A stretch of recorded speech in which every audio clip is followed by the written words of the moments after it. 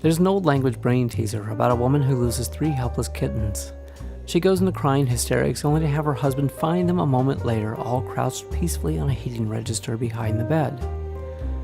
To reassure her, he puts his arm around her sympathetically and utters 4 words that all sound exactly alike. The words? There, there. There, there. Yes, it's another set of English homophones. You probably remember homophones, of course, from our lesson on your and your. If not, homophones are simply 2 or more words that sound alike but have different meanings and uses. So, there, and there. How do you tell the difference? We'll start with the easy one. It's easy to distinguish because it's not a true homophone. There, notice my pronunciation, is actually a contraction of they are. In fact, it's just a shortened conversational way of saying they are. A side note, in formal writing, unless you are writing dialogue, it's always better to write they are rather than there. It's also one way to assure you won't substitute one of its homophonic cousins. Finally, do you hear the difference between this and the other 2? There. There. It's almost 2 syllables, though I understand that quick speaking and national and regional accents sometimes take it down to 1. Being from Indiana, I grew up hearing it pronounced there. But don't worry, if I can be understood now, so can you. Some examples. They're waiting for Mom to take the picture. They're hoping their ride shows up. Notice I threw in one of the others for the contrast. They're hoping their ride shows up. They're considering having some fruit. So we can put there aside for a moment and concentrate on the pair of true homophones. There and there. As you hear, there's no distinction between these 2 words, so how can you tell where to use each? There is an adverb that describes where something or someone is going or staying. It's all about location. Where is the puppy? The puppy is over there. Now this is textbook, but I'll give you a quick cheat. Whenever you want to use there, you can first ask where. We went where? We went there. Where did the ball land? It landed there.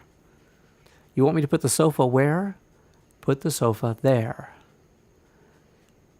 Now take a moment and match up where and there in your mind. They are a team of sorts, and so closely spelled that if you make this connection now, you'll never make the mistake again. And that leaves there.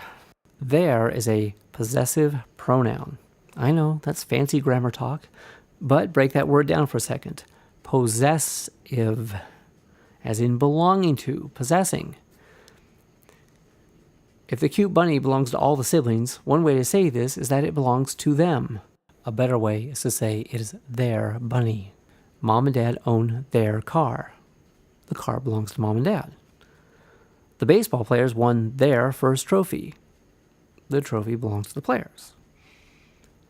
If it belongs to them, then it is their television, paper shredder, apple peeler, wedding album, set of socket wrenches, whatever.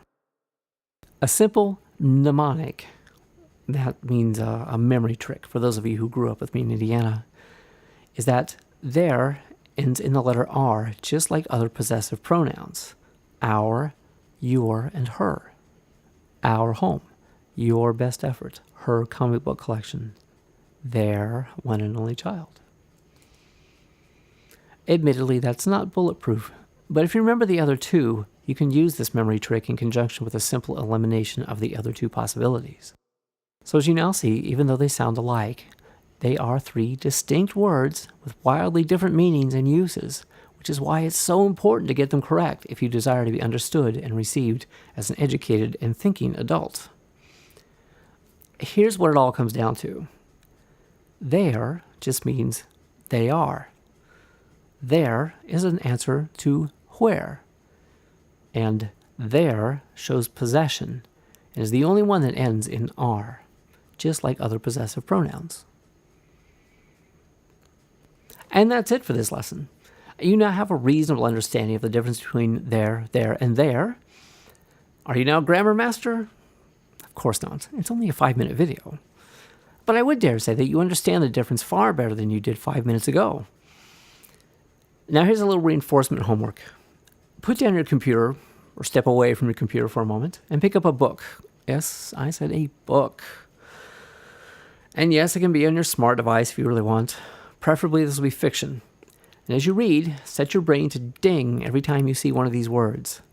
Take a second, analyze it, determine if it's an adverb describing where, a pronoun indicating possession, or a contraction, the apostrophe is a dead giveaway, for they are.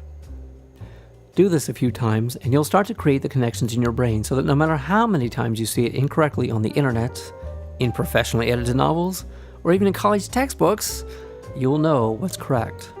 And who knows, maybe you'll even become a habitual grammar-correcting annoyance to your friends and relatives.